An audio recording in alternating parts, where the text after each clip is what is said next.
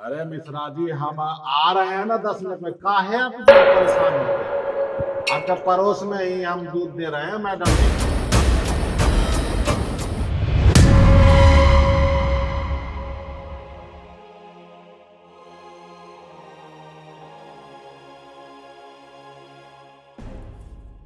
बताइए मैडम जी, आजकल के लोगों को धीरज नाम का कोई चीजें नहीं है।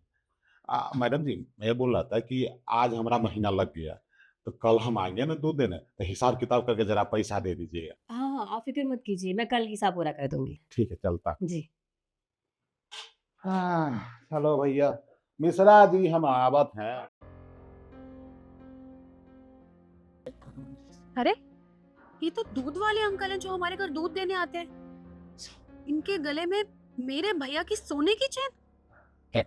पक्का इन्होंने चुराई होगी, इन्हें मैं बताती हूँ। एक मिनट, ये चेन तो मेरे भैया की है ना? आपके गले में क्या कर रही है? एक मिनट।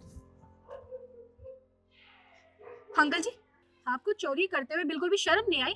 मैं तो आपको एक बहुत ईमानदार और एक खुददार इंसान समझती थी, पर मुझे नहीं पता था आप इतने लालची होंगे और हमारे घर दूध के बहाने चोरी करेंगे। अरे नहीं बिटिया, मैं ये सोने की चेन चोरी नहीं किया हूँ। दरअसल बात यह है कि मैं दूध देने गया था ना, पता ही नहीं चला कि मेरी डोलची में सोने की चेन कैसे आ गई।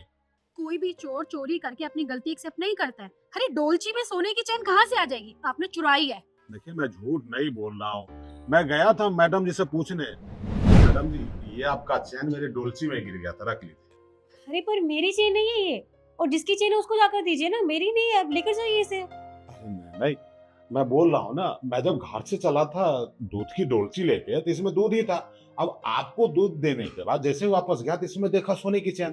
तो ये आप ही का होगा। अरे मेरी होती तो मैं रख लेती ना, पता नहीं किसकी चेन उठा कर ले आए हैं, और अब पता नहीं असली भी है कि नकली है, मुझे नहीं पता। और देखिए काका, जिसकी चेन है जाकर उसे दीजिए, मुझे नहीं। मतलब ये आपकी सोने की चैन नहीं है? नहीं है मेरी चेन, और मेरे माथे पे बेवकूफ लिखा है।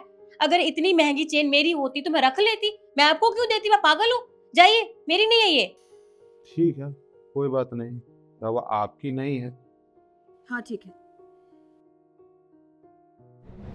उन्होंने साफ मना कर दिया। अब मैं खुद इस चैन वाले को ढूंढ रहा हूँ कि ये चैन किसकी है। भाई, लाखों रुपए की चैन है। अब मैं अपने पास रखूंगा, मेरी आत्मा स्वीकार नहीं कर रही है इस बात को। एक काम करते हैं, मुझे आप पे भरोसा नहीं हो रहा है, आप मेरे साथ चलिए, भाभी के सामने ही बात करते हैं। आ जाओ बेटी। भाभी, ये सोने की चेन भैया की है। आप भी बहुत अच्छे से जानती हैं और मैं भी बहुत अच्छे से जानती हूँ, तो झूठ बोलने की कोशिश तो बिल्कुल मत कीजिएगा। बस मुझे इतना बता दीजिए कि ये सोने की चेन हमारे दूध वाले अंकल के पास कैसे आई। देखो ईशू, मैं जानती हूँ कि तुम्हारे भैया की ही चेन है ये, और इनकी डोलची में ये चेन मैंने जानबूझकर डाली थी, और मैंने क्यों डाली मैं तुम्हें बताती हूँ। काका, क्या हुआ? तबीयत ठीक है आपकी? अब बहुत परेशान लग रहे हैं मुझे। परेशानी तो है मैडम जी। अब क्या, बाबूजी ना हमारे गांव में साहूकार से पैसा लिए थे फसल उगाने के लिए, और इस बार की फसल ही बर्बाद हो गई। और साहूकार परेशान कर रहा है कि पैसे दो पैसे दो, नहीं तो जमीन और घर पे कब्जा कर लेगा। बाबूजी का कल फोन आया था, हमको समझ नहीं आ रहा है कि हम क्या करें। तो अब मैं ना दूध देने नहीं आऊंगा। कितने पैसे देने उनको? 2 लाख रुपया ले लिए थे बाबूजी। 2 लाख? छू। ठीक।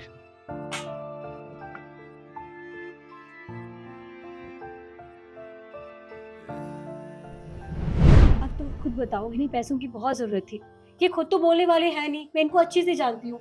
मैं बस इनकी मदद करना चाहती थी, इसीलिए मैंने ये चेन इसमें डाल दी, ताकि ये बेचकर कुछ पैसे आ जाएंगे, उससे कर्जा चुका लेंगे, बस इसीलिए। भाभी, मैं आपकी बात समझ गई कि आप अंकल जी की मदद करना चाहते थे, पर आप इनकी मदद इन्हें पैसे देके भी तो कर सकते थे, क्योंकि आप अंकल को जानते नहीं हो क्या? वो इतने टाइम से हमारे यहाँ पे काम कर रहे हैं। वो एक खुददार इंसान है। वो इस चेन को बेच के कभी भी अपना कर्जा नहीं चुकाते। बताइए अंकल जी, मैं सही कह रही हूँ ना? आप बिल्कुल सही कह रहे हो बिटिया। मैं तो खुद ही इस चैन वाले को ढूंढ के परेशान हो गया था कि पता नहीं किसका चैन है जो मेरे डोलची में आ गया है। अब अच्छा है ना, पता चल गया आपका चैन है। ये चैन आप रख लीजिए। अंकल, आप मना क्यों कर रहे हैं? देखिए, अब आपको घबराने की जरूरत नहीं है। मैंने खुद कहा है कि ये चेन हमारी है, और हमारे घर की चेन है, और आपको डरने की बिल्कुल जरूरत नहीं है, ये किसी दूसरे की थोड़ी ना है। आप जाइए और बेच दीजिए, और जो पैसे आएंगे उससे कर्जा चुका लीजिएगा। मुझे कोई दिक्कत नहीं है, और ना हमारे घर में से कोई उंगली उठाएगा आपके ऊपर। Please uncle. देखिए मैडम, देखिए अंकल जी, ये सब छोड़िए आप। हम आपकी मदद करना चाहते हैं। इतने टाइम से आप हमारे यहाँ काम कर रहे हैं, हमारा फर्ज बनता है कि बुरे वक्त में हम आपकी मदद करें। तो हम आपको कुछ पैसे देंगे, आप गांव जाके अपना सारा कर्जा निपटा के जल्दी से वापस आ जाइएगा, ठीक है? प्लीज। देखिए मैडम, मुझे नहीं पता था कि आपके दिल में मेरे लिए इतना आदर और सम्मान है। ठीक है, आप जैसा कहती हैं वैसा ही करता हूँ। मैं पैसे लेके गांव जाता हूँ, सब कुछ निपटा देता हूँ, उसके बाद आके फिर दूध देना चालू कर दूंगा। कोई बात नहीं। अच्छा तुम जाओ, इनके लिए पैसे लेकर आओ। ठीक है, पहले आप ये रखिए। ठीक है।